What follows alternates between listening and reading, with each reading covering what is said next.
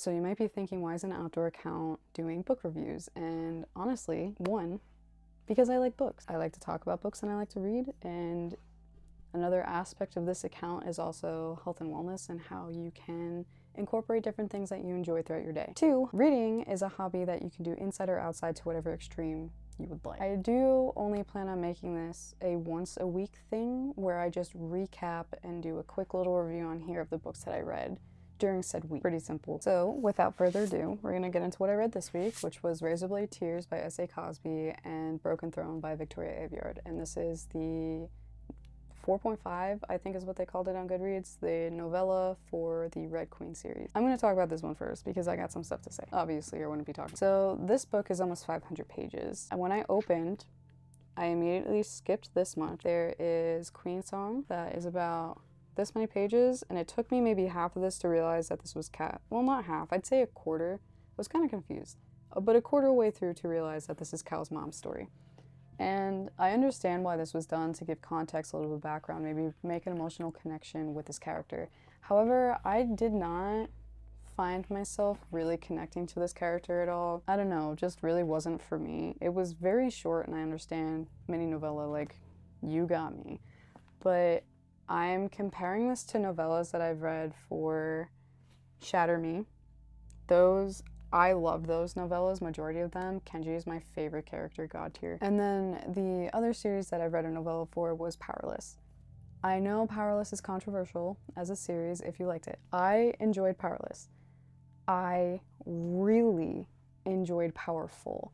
And some people have an issue with knowing what's already going to happen, and in Goodreads, that was a reason why people were having trouble connecting, apparently, to Cal's mom's story. Where I think this lacked is you didn't really see a lot of her personality. Like, there just wasn't, there wasn't enough for an emotional connection to be made, in my opinion. So following that, I skipped Farley's story, which is, yeah, I skipped whatever Julian wrote here. I skipped Farley's story.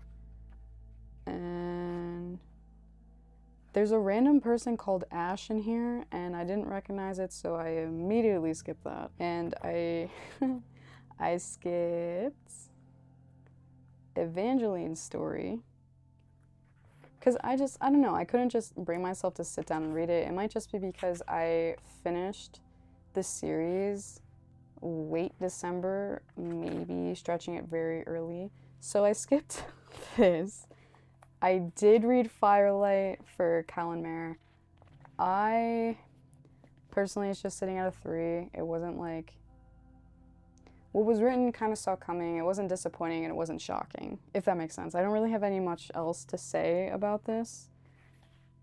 You can definitely tell that they're 20. So that's called Firelight. My favorite point of this book, I'm going to count how many pages it is because it is short. Okay,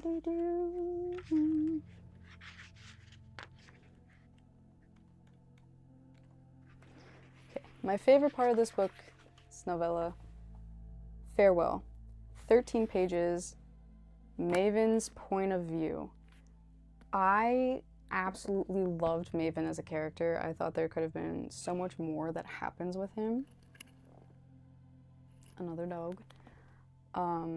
I wanted more of this in this series, and I don't want to speak about this if you haven't read Red Queen fully, but Maven is probably one of my favorite characters that I've read to this date. And I wanted more of his point of view, and I feel like because it lacked it, the books, like the storyline, almost felt more flat because I just wanted more of him. My opinion, overall, that story, Maven's point of view specifically, and then his conversation with his brother, was a 4 for me. That made you think and go back on and was like, oh, damn. The book as a whole is a 3. Would I recommend you buy it? Honestly, I'm gonna say no. No, unless you're curious about these points of view. If you're only curious for Mavens, still no, just read the 13 pages in the book. So overall, I'll give this like 2.53. I also have to redo my rating system because as I have read more, my taste has evolved, my rating has evolved on what I like consider to be a good book.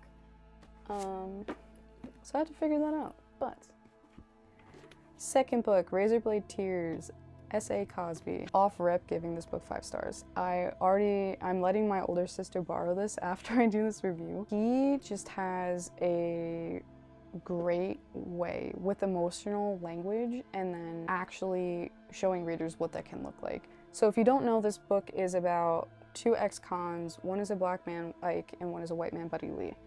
And they get out, they're in the same town, and their sons end up getting married and then are murdered shortly after. It is not a spoiler, it is literally on the back. The last thing he expects to hear is his son Isaiah has been murdered, along with Isaiah's white husband Derek.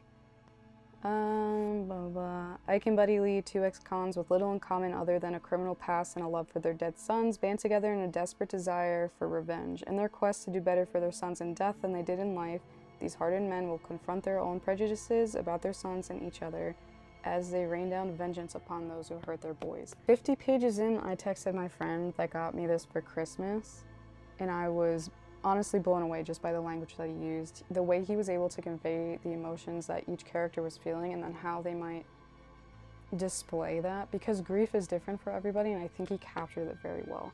I also think it hits kind of harder if you lost somebody unexpectedly or if you lost somebody in a tragic way like this. I feel like I was able to connect more with that side of the story in that way. With this being said, I know I said I'm rating this 5 stars. This is not the kind of genre that I normally read. It was a book recommendation from a friend, and I ended up reading it and really liking it. Yeah.